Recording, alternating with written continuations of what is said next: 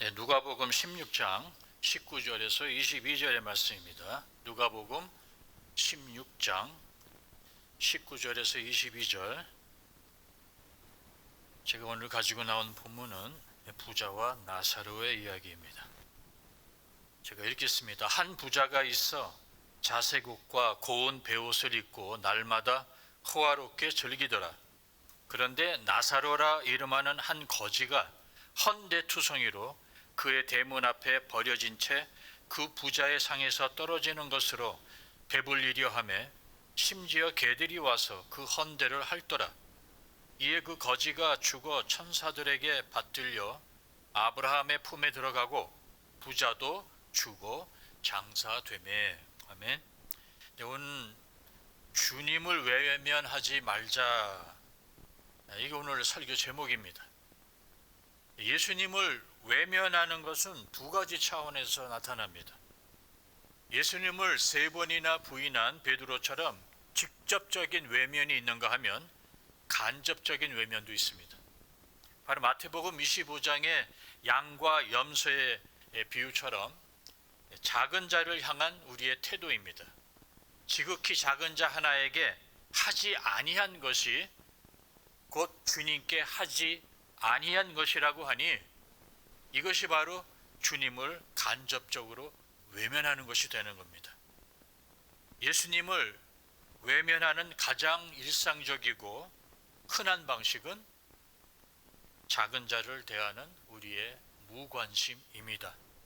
굶주린 자, 목마른 자, 나그네, 병든 자, 옥에 갇힌 자를 외면한 것이 곧 주님을 외면하는 것입니다. 우리는 대놓고 예수님을 입으로 부인하지는 않습니다. 그러나 삶으로는 우리가 주님을 외면할 수 있다는 겁니다. 베드로의 죄는 드러나서 회개할 수 있었지만 이 작은 자를 외면하는 죄는 쉽게 드러나지 않습니다. 스스로도 깨닫기 어렵고 사회나 또 교회도 이를 크게 문제 삼지 않기 때문에 죄를 짓고도 죄인 줄도 모른 채 계속 반복되기 쉽다는 겁니다. 그래서 오늘 우리가 생각해야 봐야 하는 것은 이것입니다. 우리는 종종 하나님을 아주 특별한 곳에서만 찾으려고 합니다. 큰 기적 속에서, 성공한 사람들의 이야기 속에서, 아니면 음향과 시각 효과가 화려한 예배 속에서 주님을 만나려고 합니다. 물론 주님은 거기에도 계십니다.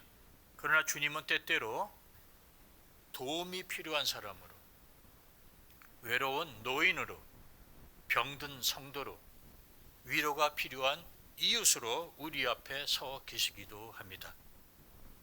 마태복음 25장에 예수님이 하신 말씀을 다시 한번 우리가 보겠습니다. 지극히 작은 자 하나에게 한 것이 곧 내게 한 것이라.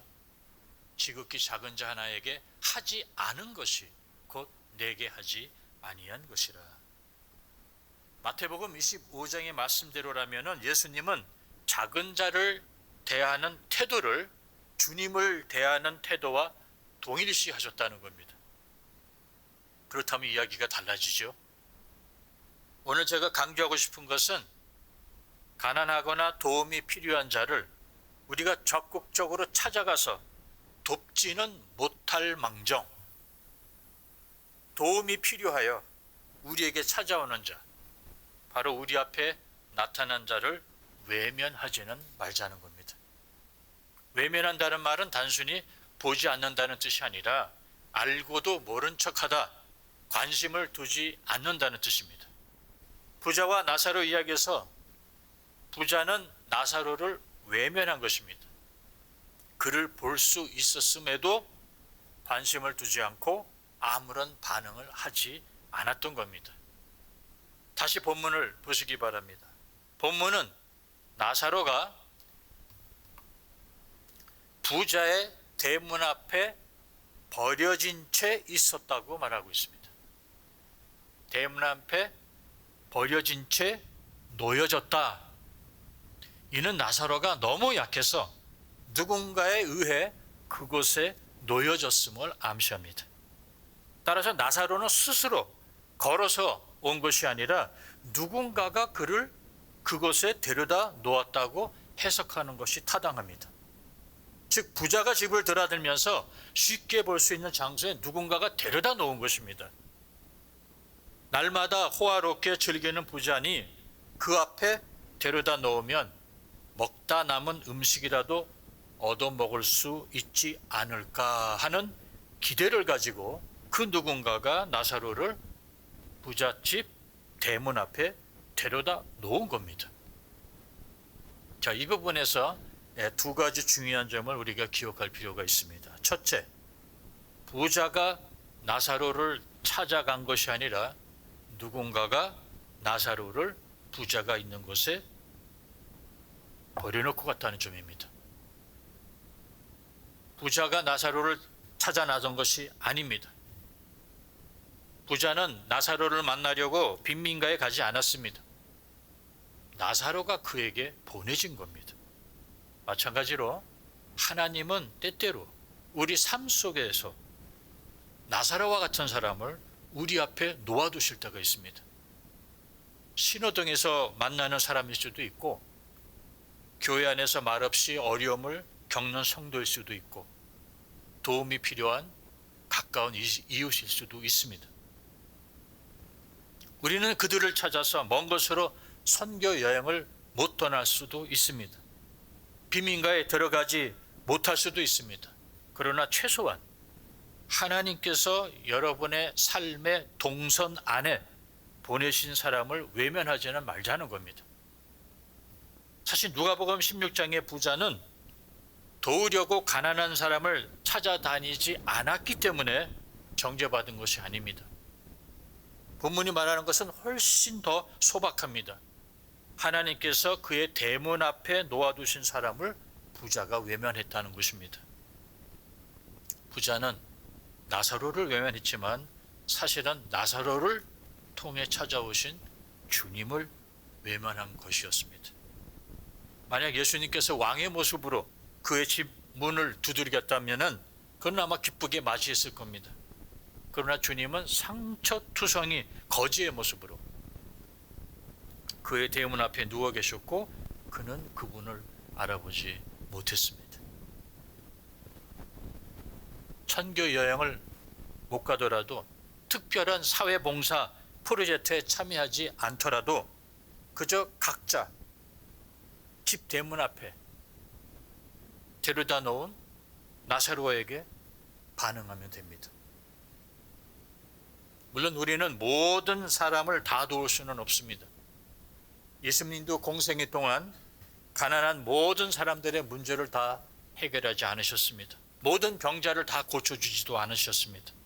그래서 하나님도 모든 가난한 사람을 우리에게 맡기지 않습니다. 다만 하나님께서 여러분의 삶의 반경 안에 일상 속에 놓아둔 나사로를 놓치지 말라는 겁니다. 부자는 매일 집안에서 율법책을 들여다보고 암송했을지 모르지만 정작 하나님께서 그의 문 앞에 물으신 사람은 외면했습니다. 부자의 죄는 부유함이 아니라 무관심이었습니다.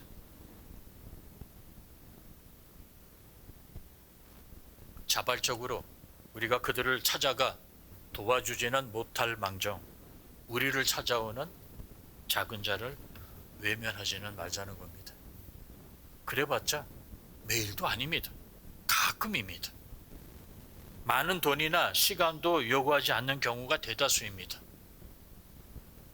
사실 나사로가 원했던 것은 부자의 전 재산이 아니었습니다. 본문을 다시 보겠습니다. 그 부자의 상에서 떨어지는 것으로 배불리려 하매. 나사로가 원했던 것은요, 그저 부스러기 정도였습니다. 그는 부자가 먹고 남긴 것만으로도 살 수 있었던 사람이었습니다. 부자에게 요구된 것은 영웅적인 희생이 아니라 상대적으로 아주 작은 자비였습니다. 그러므로 그 누군가가 나사로를 부자의 대문 앞에 놓고 간 것처럼 하나님이 성도님 앞에 나사로를 놓고 갈 수 있다는 가능성을 염두에 두셔야 됩니다.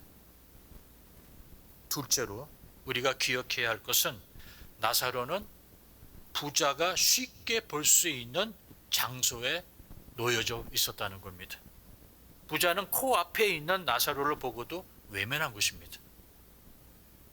부자의 죄는 나사로를 괴롭힌 데 있지 않습니다. 부자가 나사로를 학대했다는 기록이 없습니다. 욕한 적도 없고 때린 적도 없습니다. 다만 외면했습니다. 그의 집 대문 앞에 누워있는 가난한 사람을 보면서도 아무 일도 하지 않았습니다. 그래서 본문이 지적하는 점은 부자는 충분히 나사로를 볼 수 있었고 충분히 도울 기회가 있었다는 사실입니다. 자, 나사로가 얼마 동안 부잣집 문 앞에 있었는지 성경은 이에 대하여 언급하지 않습니다. 그날 하루뿐이었는지 아니면 이틀이었는지 일주일이었는지 아무도 모릅니다. 다만 본문을 통해서 알 수 있는 사실은 둘 다 죽었다는 겁니다. 본문을 다시 볼까요? 이에 거지가 죽어 천사들의 받들려 아브라함의 품에 들어가고 부자도 죽어 장사됐다.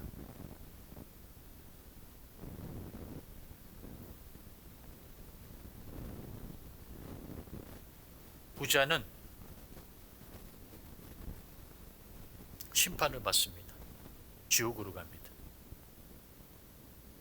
본문에 보니까 부자는 날마다 호화롭게 즐기더라 라고 기록되어 있습니다.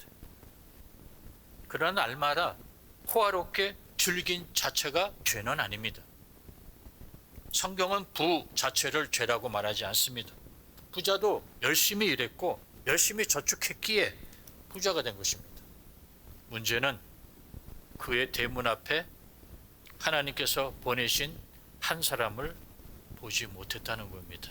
아니, 분명히 봤는데 못 본 채 한 겁니다. 외면한 것이죠. 22절은 그저 둘 다 죽었다는 것만 강조합니다. 그 다음 날에 죽었는지 아니면 1년 후에 죽었는지 두 사람의 사망 날짜에 대해서 언급하지 않습니다. 다만 두 인물이 다 죽었다는 사실만 밝히고 있습니다. 이게 무엇을 의미합니까? 선행도 다 때가 있다는 겁니다. 기회가 항상 있는 것이 아니라는 것을 강조하고 있는 겁니다. 나사로뿐만 아니라 부자도 죽었다는 본문의 초점은 부자에게 주어진 기회가 결국 끝나버렸다는 겁니다. 나사로가 죽었으니 뒤늦게 그를 도와주고 싶어도 도와줄 수 없게 됩니다. 반대로 만약 나사로는 살아있다 하더라도 부자가 죽었으니 그는 더 이상 이 땅에서 선한 일을 할 기회를 놓치고 만 것입니다.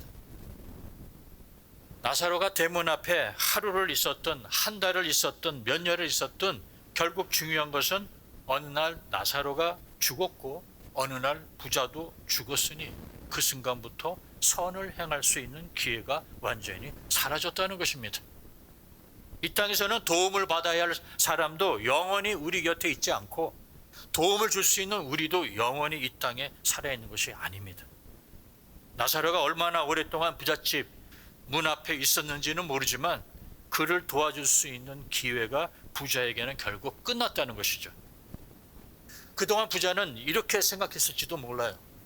언젠가는 내가 도울 수 있겠지. 뭐 나중에 돌봐주면 되지. 그런데 그 나중은 오지 않았습니다. 나사로도 죽고 부자도 죽었습니다.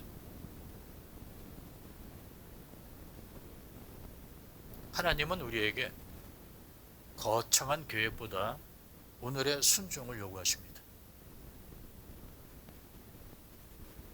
나이가 들수록 선을 행할 수 있는 시간이 그리 많지 않다는 점을 기억해야 됩니다. 어쩌면 부자는 나사로를 도울 기회가 평생 있을 것처럼 생각하고 살았는지도 모릅니다. 오늘만 날인가? 오늘 못하면 내일 하지 뭐. 내일도 있고 다음 주도 있고 내년도 있을 것처럼 살았을 겁니다. 그런데 어느 날 둘 다 죽었습니다. 기회가 끝났습니다. 그 후에는 돕고 싶어도 도울 수가 없습니다. 여러분, 우리는 어떻습니까? 언젠가는 착한 일을 하겠다고 우리는 다짐합니다. 은퇴하면 시간이 많을 테니까 그때 하죠. 사업이 안정돼서 돈을 더 벌면 그때 하겠습니다. 그러나 하나님은 우리에게 내일이 아니라 오늘을 주셨습니다. 하나님이 보내신 나사로를 도울 수 있는 시간은 영원하지 않습니다. 나사로도 죽었고 부자도 죽었습니다. 둘 다 죽었습니다. 그 순간 선을 향할 기회 자체가 끝나버렸습니다. 여러분, 천국에 가면 더 이상 굶주린 사람도 없고 헐벗은 사람도 없습니다. 도움이 필요한 사람도 없고 도움을 줄 사람도 필요가 없는 곳입니다. 그러므로 작은 자를 섬길 수 있는 기회는 지금 이 땅에서만 주어집니다. 반복합니다. 도움을 받아야 할 사람도 영원히 우리 곁에 있지 않고 도움을 줄 수 있는 우리도 영원히 이 땅에 머물지 않습니다. 그래서 오늘의 사랑을 내일로 미루는 순간 기회를 잃어버릴 수 있다는 겁니다. 하나님께서 오늘 성도님의 삶의 대문 앞에 놓아두신 나사로가 있다면 내일이 아니라 오늘 그를 돌봐주어야 합니다. 언젠가 하겠다는 생각보다 오늘 한번 더 베푸십시오. 한 번 더 관심을 가지십시오. 한 번 더 손을 내미십시오.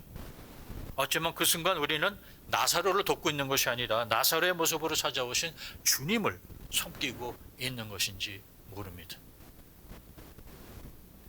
약속한 내일의 100원보다 오늘의 10원이 더 큰 사랑일 수 있습니다. 왜냐하면 그 사람에게 필요한 것은 내일이 아니라 오늘일 수 있기 때문입니다. 배고픈 사람에게는 오늘의 빵 한 조각이 필요하고, 절망한 사람에게는 오늘의 위로 한마디가 중요하고, 병든 사람에게는 오늘의 방문이 중요합니다.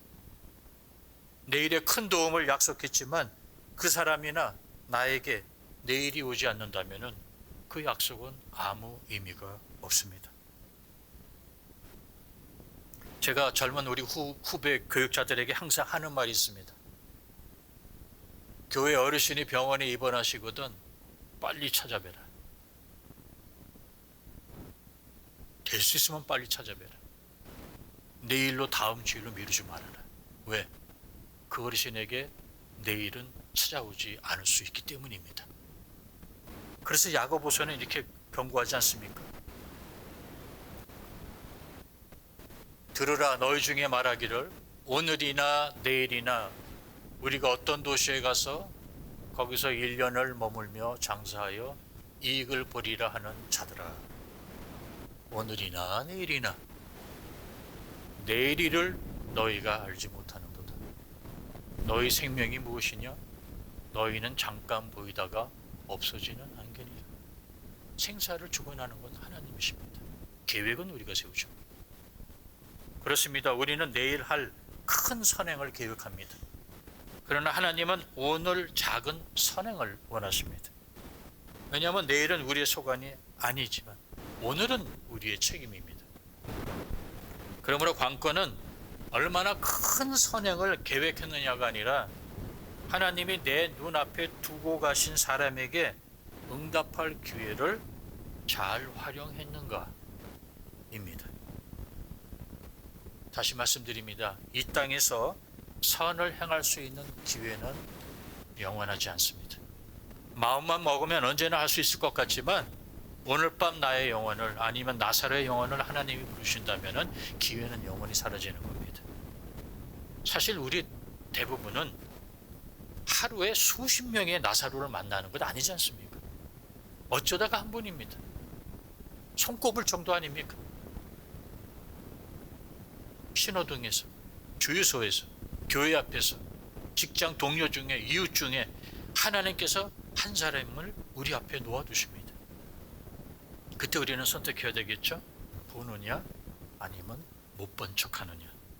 오늘 저는 여러분에게 믿음의 영웅이 되라고 강요하지 않습니다. 세상의 모든 가난을 해결하라고 말하지도 않습니다. 다만 하나님께서 여러분의 삶의 길목에 놓아두신 사람을 외면하지 말라고 말씀드리고 싶습니다. 그 사람은 여러분이 찾아 나선 나사로가 아닙니다. 하나님께서 여러분 앞에 보내신 나사로입니다. 부자의 문제는 선을 행한 능력이 없었던 것이 아닙니다. 기회가 없었던 것도 아닙니다. 그 기회가 자기 집 문 앞에 와 있었는데도 지나쳐버린 겁니다. 우리도 마찬가지죠. 하나님은 모든 사람을 우리에게 맡기지 않으셨어요. 그러나 때때로 한 사람을 맡깁니다. 그 한 사람을 외면하지 말자는 겁니다. 작은 자를 외면하는 것은 결국 그를 통해 찾아오신 주님을 외면하는 것일 수 있기 때문이죠. 제가 알기로는 우리 연합교회 성도님들 가운데 먹을 것이 없어서 굶주리는 사람은 없습니다. 자녀들도 남 부럽지 않게 다 교육시키셨고 다양한 취미 활동이나 여가를 즐길 수 있는 여력도 있습니다. 세계 인구의 기준으로 보자면 이미 상당한 이 풍요로운 계층에 속합니다. 감사하죠. 하나님의 은혜입니다. 하나님은 우리에게 부를 주신 것을 후회하지 않으십니다. 부 자체를 책망하지도 않습니다. 아브라함도 부자였고 욥도 부자였고 아리마떼 사람 요셉도 부자였어요. 핵심은 우리의 대문 앞에 지금 누가 누워 있는가, 그를 보고 어떻게 반응했는가입니다. 하나님께서는 우리 대문 앞에 보내신 나사로를 우리가 외면하는 것을 책망하시는 겁니다.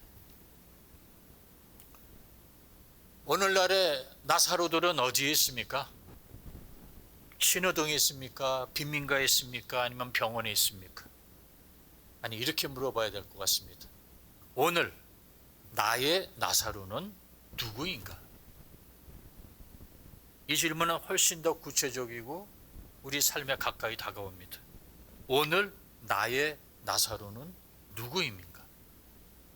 하나님께서 오늘 내 눈앞에, 내 삶의 길목에, 내 집 대문 앞에 놓아두신 나사로는 누구인가?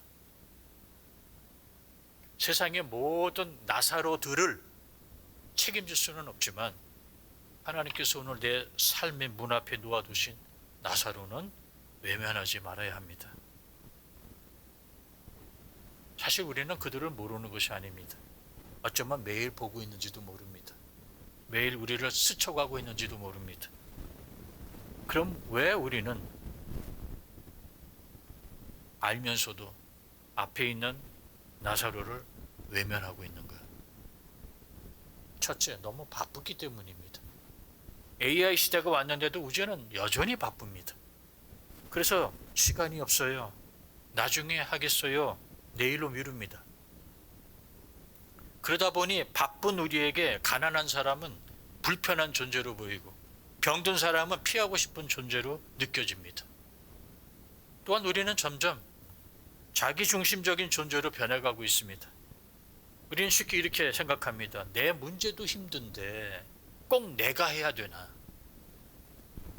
특히 이민자인 우리, 끝이 없어 보이는 생존 압박을 받으면서 살고 있습니다.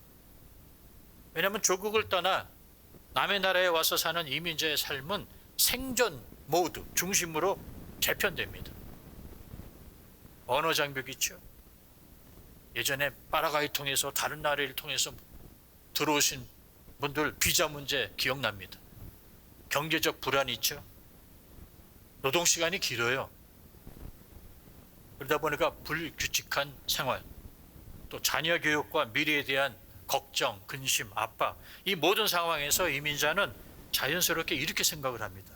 지금은 내가 버티는 게 먼저다. 내 것도 지금 부족한데 어떻게 남까지. 그래서 긴장된 현실이 우리로 하여금 선행을 자꾸 뒤로 미루게 만듭니다. 그 결과 도와야 한다는 것을 알지만 지금은 아니다. 지금은 어렵다. 이게 반복되고 그래서 선행이 계속 미루어지는 패턴이 형성이 됩니다. 그뿐만 아니에요. 상처와 방어 심리도 한 몫을 합니다. 이민자들은요, 보이지 않는 상처를 갖고 있습니다. 인종차별한 경험, 저도 여러 번 있었습니다. 경제적 실패나 좌절, 외로움, 정체성 혼란 등등 이런 경험은 사람을 소극적으로 만들고 의기소침하게 만듭니다. 나에게 상처를 준 그들을 내가 왜 도와야 돼? 또 상처받고 싶지 않다. 그래서 무의식적으로 타인의 고통에 거리를 두는 방어가 생깁니다. 자, 그럼 우리 가운데 주재원으로 오신 성도님도 계십니다. 그럼 주재원들은 어떻습니까? 짧으면 2년, 길면 5년 정도 이곳에서 근무를 마치고 한국으로 귀임합니다. 치안도 안 좋고 모든 것이 익숙하지 않은 이 나라에서 선을 행하겠다고 섣불리 나서다가 괜히 골치 아픈 문제에 휘말리면 어떡하나, 조용히 지내다 귀국하자. 그래서 소극적인 자세를 취할 수밖에 없습니다. 모르는 거 아닙니다. 그럼 이민교회는 어떻습니까? 이민교회는 우리 이민자들에게 아주 중요한 역할을 하고 있습니다. 언어가 통하는 안전한 공간, 정서적 지지, 네트워크와 정보 교환이 이루어지는 것이 바로 교회입니다. 그런데 이 강점이 때로는 닫힌 구조로 변합니다. 공동체가 내부 집중 구조로 굳어질 수 있다는 것입니다. 관심이 우리 교회 사람들에게만 모은다는 것입니다. 바깥에 있는 고통, 현지 사회 취약 계층에 둔감해진다는 것이죠. 이렇게 되면 악을 행하지는 않지만 선을 확장하지 않는 상태에 머물게 된다는 것이죠. 결국 이민교회는 악을 행하는 죄는 상대적으로 적지만 선을 미루는 죄는 구조적으로 많아질 수 있습니다. 이것이 바로 마태복음 25장의 염소 신드롬이에요. 염소 증후군이에요. 염소 신드롬이란 적극적으로 악을 행한 것은 아니지만 선을 행해야 할 때 아무것도 하지 않은 태도를 의미합니다. 우리는 나쁜 짓 안 했습니다. 문제 일으키지도 않았습니다. 도둑질하지 않았고 남을 욕하지도 않았습니다. 그런데 왜 염소들이 심판을 받았죠? 하지 않았기 때문이에요. 배고픈 자를 보고도 먹이지 않았고, 목마른 자를 보고도 주지 않았고, 병든 자를 보고도 돌보지 않았습니다. 성경은 죄를 단지 나쁜 행동을 하는 것만으로 보지 않습니다. 해야 할 선을 알면서도 하지 않는 것, 이것도 죄라고 분명히 밝히고 있습니다. 야고보서 4장 17절. 그러므로 사람이 선을 행할 줄 알고도 행하지 아니하면 죄니라. 예전에는 우리가 선을 행할 줄 몰라서 안 했어요. 근데 이제는 압니다. 근데 알면서도 행하지 않았기 때문에 성경은 이것을 분명히 죄라고 말하고 있습니다. 물론 우리가 살고 있는 이 현실을 무시한 채 너무 이상적인 기독교 윤리만 지금 내세우자는 것이 아닙니다. 브라질이라는 이 나라와 이 상파울루라는 이 대도시가 껴안고 있는 현실적인 문제, 우리가 알고 있습니다. 선의를 악용하는 사람이 많습니다. 범죄 위험에 쉽게 노출될 수 있는 것도 압니다. 그래서 주님은 우리에게 마태복음 10장 16절에 뭐라고 말씀하셨습니까? 보라, 내가 너희를 보냄이 양을 이리 가운데로 보낸 것 같도다. 세상이 너무 악하기 때문에 양이 이리 가운데 가는 것 같도다. 2000여 년 전에 예수님이 이미 예언하신 말씀이십니다. 그러므로 어떻게 하라고 그러죠? 너희는 뱀같이 지혜로워라. 뱀과 같이 지혜롭게 슬기롭게 처사하고 행동하라는 권면의 말씀입니다. 그렇습니다. 위험한 상황에서는 거리를 유지해야 할 수도 있습니다. 본인의 생명이나 가족의 안전을 해치면서까지 도우라는 말이 아닙니다. 그런데 생각해 봅시다. 지금 우리는 상에서 떨어지는 것으로 허기를 달래려고 하는 나사로에 대해서 이야기를 지금 나누고 있습니다. 빵 한 개 주는 것, 옷 한 벌, 입던 옷 한 벌 주는 것, 주머니에 있던 잔돈 꺼내서 건네주는 것에 대해 지금 이야기를 나누고 있는 겁니다. 상에서 떨어지는 것으로 허기를 달래려고 하는 나사로를 돕는데 뭐 그리 대단한 분별력이 필요하겠습니까? 그냥 주면 되는 거죠. 이거 저거 따지지 말고 그냥 주면 되는 겁니다. 본인이 직접 하기가 곤란하고 두려우면 도움을 줄 수 있는 신뢰할 만한 기관을 통해서 할 수 있습니다. 우리의 문제는 사실 분별력보다 무관심입니다. 중요한 것은 외면하지 않는 겁니다. 작은 자를 돕는 일은요, 부자만 할 수 있는 일이 아닙니다. 굶주린 자에게 밥 한 그릇 사주는 것, 헐벗은 자에게 입던 옷 한 벌 주는 것, 이런 것은 엄청난 부자가 아니어도 할 수 있는 일들입니다. 주님이 작은 자에게 하는 것을 중요하게 여기시는 이유도 작은 도움은 누구나 할 수 있기 때문입니다. 그래서 누구도 나는 가진 것이 없어서 못했습니다 라고 핑계를 댈 수 없습니다. 주님은 우리에게 거액의 구제를 요구하는 것이 아닙니다. 주님은 우리 문 앞에 있는 나사로를 보라고 하십니다. 모든 사람을 구제할 수는 없지만 한 사람은 도울 수 있습니다. 세상의 모든 문제를 해결할 수는 없지만 내 눈앞에 한 사람의 허기는 한두 번 해결해 줄 수 있다는 겁니다. 항상 작은 나눔을 준비해 주십시오.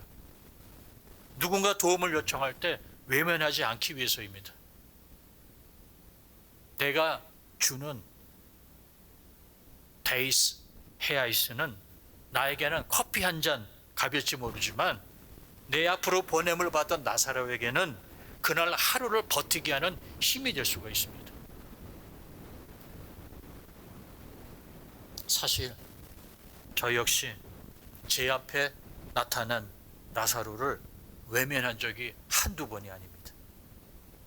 그래서 이 설교를 준비하는 내내 마음이 편하지가 않았습니다. 왜? 마음에 찔림이 있었기 때문입니다. 너나 먼저 잘하세요. 하나님이 그러시는 것 같아. 이 설교를 안 하려고 했는데 이게 어찌 저만의 문제겠습니까? 여러분의 문제이기도 합니다.